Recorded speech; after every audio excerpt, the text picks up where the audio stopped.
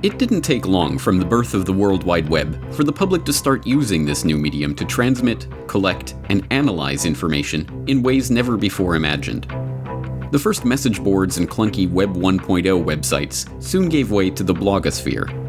The arrival of social media was the next step in this evolution, allowing for the formation of communities of interest to share information in real time about events happening anywhere on the globe. But as quickly as communities began to form around these new platforms, governments and militaries were even quicker in recognizing the potential to use this new medium to more effectively spread their own propaganda. Their goal? To shape public discourse around global events in a way favorable to their standing military and geopolitical objectives. Their method? The weaponization of social media. This is the Corbett Report. Facebook, Twitter, YouTube, Snapchat, Instagram, Reddit. Social media as we know it today barely existed 15 years ago. Although it provides new ways to interact with people and information from all across the planet virtually instantaneously and virtually for free, we are only now beginning to understand the depths of the problems associated with these new platforms. More and more of the original developers of social media sites like Facebook and Twitter admit they no longer use social media themselves and actively keep it away from their children. And now, they are finally admitting the reason why. Social media was designed specifically to take advantage of your psychological weaknesses and keep you addicted to your screen.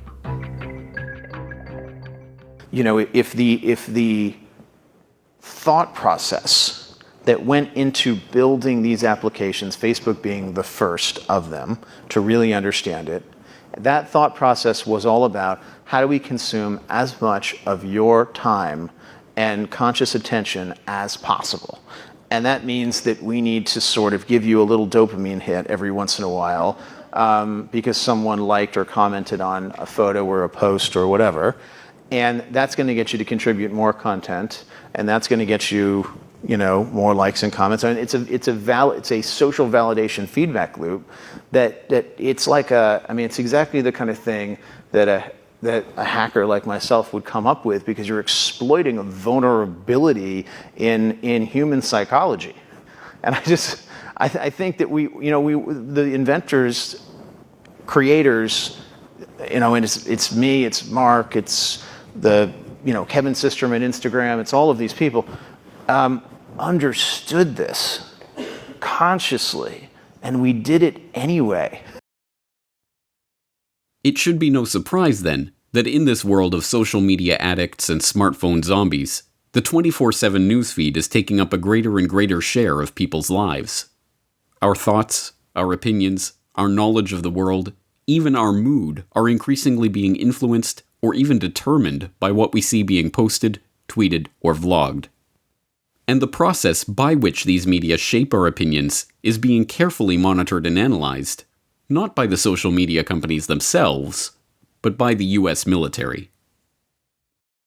When the world's largest social media platform betrays its users, there's going to be outrage. The study to see whether Facebook could influence the emotional state of its users on that news feed. It allowed researchers to manipulate almost 700,000 users' news feeds. Some saw more positive news about their friends, others saw more negative. Well, I'm not surprised. I mean, we're all kind of lab rats in the big Facebook experiment. But it wasn't only Facebook's experiment. Turns out the psychological study was connected to the U.S. government's research on social unrest. This is really kind of creepy. Yeah. And it gets worse. What you may not know is that the U.S. Department of Defense has reportedly spent roughly $20 million conducting studies aimed at learning how to manipulate online behavior in order to influence opinion. The initiative was launched in 2011 by the Pentagon's Defense Advanced Research Projects Agency, otherwise known as DARPA.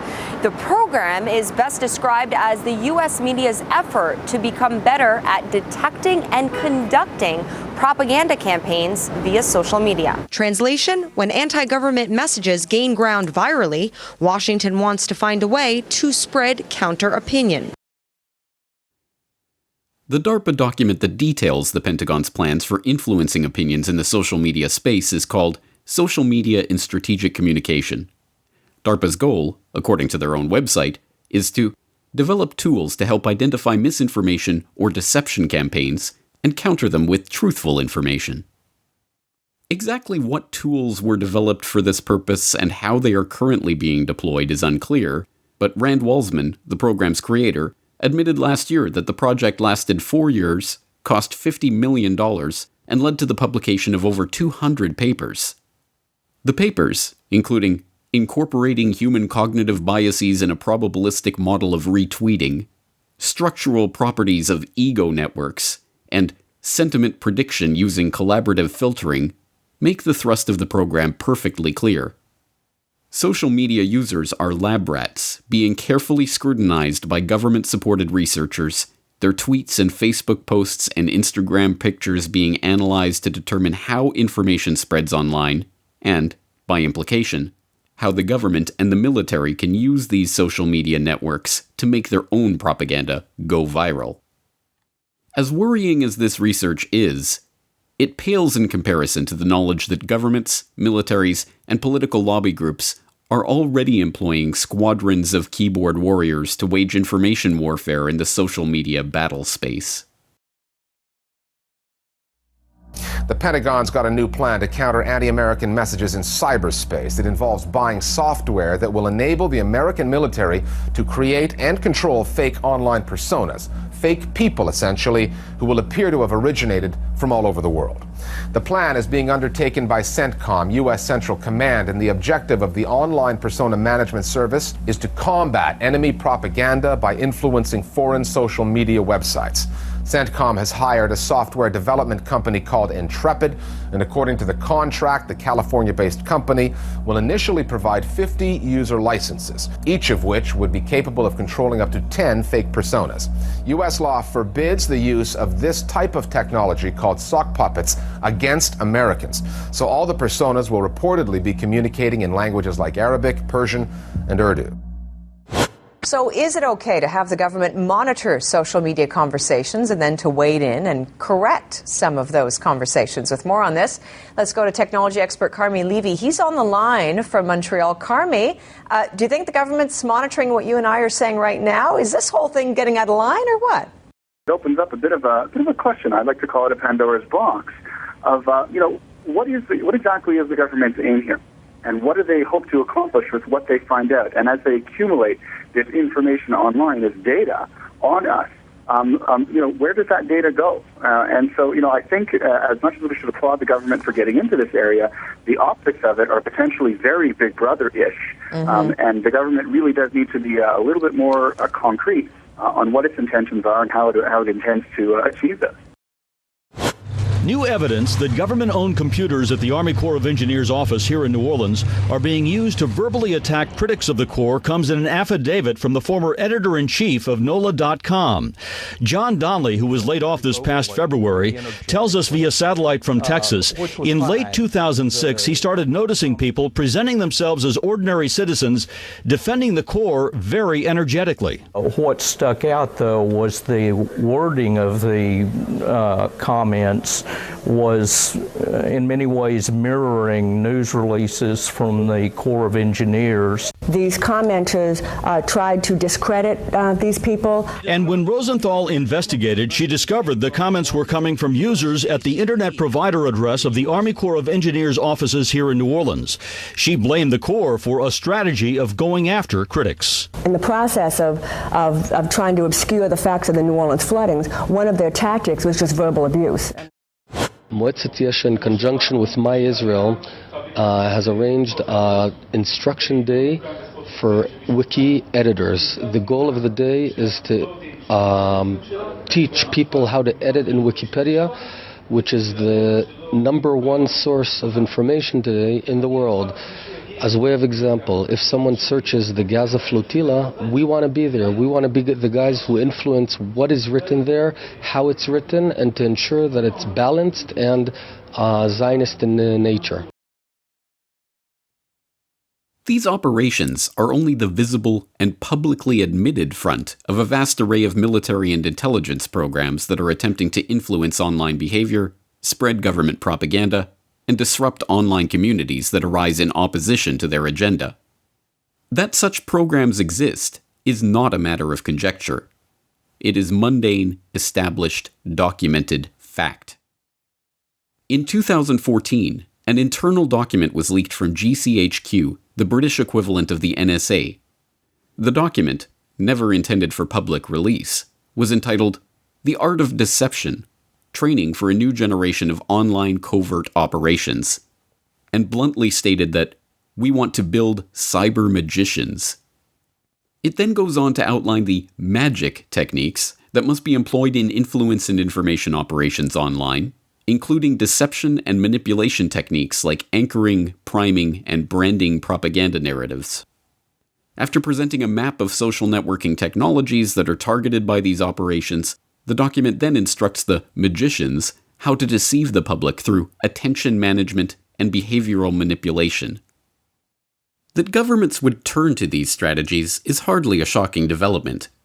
In fact, the use of government shills to propagate government talking points and disrupt online dissent has been openly advocated on the record by high-ranking government officials for the past decade. In 2008, Cass Sunstein, a law professor who would go on to become Obama's information czar, co-authored a paper entitled Conspiracy Theories, in which he wrote that the best response to online conspiracy theories is what he calls cognitive infiltration of groups spreading these ideas.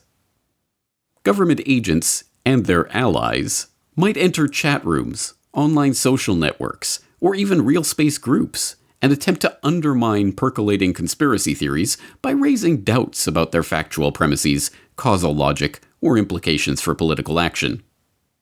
In one variant, government agents would openly proclaim, or at least make no effort to conceal, their institutional affiliations. In another variant, government officials would participate anonymously, or even with false identities.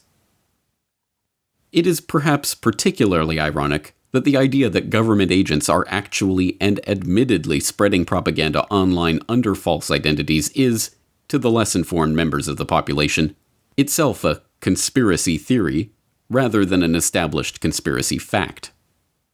Unsurprisingly, when confronted about his proposal, Sunstein pretended to not remember having written it and then pointedly refused to answer any questions about it. My name is Bill DeBerg from Brooklyn College, and I know you wrote many articles, but I think the most telling one about you is the 2008 one called Conspiracy Theories, where you openly advocated government agents infiltrate activist groups of 9/11 Truth and also stifle dissent online. I was wondering, why do you think it's the government's job, or why do you think the government should go after family members who have questions about 9/11, responders who are lied to about the air, survivors whose testimony commits, and also government whistleblowers that were gagged because they released information that contradicts the official story? Why do you think the government should do that? I think as Ricky said, I've written hundreds of articles, and I remember some and not others. That one I don't remember very well. I hope I didn't say that. But whatever was said in that article, my role in government is to oversee federal rulemaking in a way that is wholly disconnected from the vast majority of my academic writing, including that.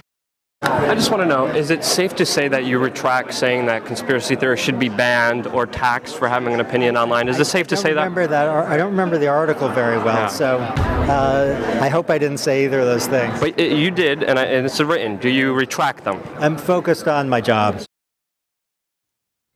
Now, a decade on from Sunstein's proposal, we know that military psyops agents, political lobbyists, corporate shills, and government propagandists are spending vast sums of money and employing entire armies of keyboard warriors, leaving comments and shaping conversations to change the public's opinions, influence their behavior, and even alter their mood.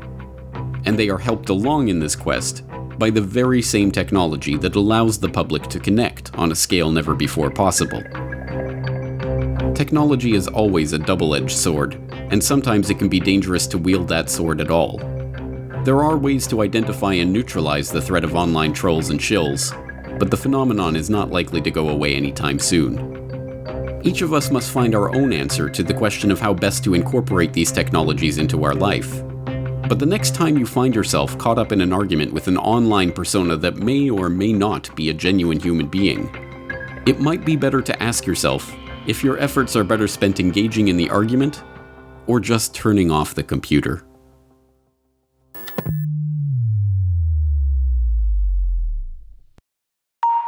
The Corbett Report is brought to you by the Data DVD series. From 2007 to 2016, each set of Data DVDs contains every podcast, every article, every video, and every interview from that year of the website. Celebrate the Corbett Report's decade of alternative media dominance by owning it all, only on these Data DVDs. For more information, please go to corbettreport.com/datadvd. When Facebook was getting going, I had these people who would come up to me and they would say, you know, I'm not on social media. And I would say, okay, you know, you will be.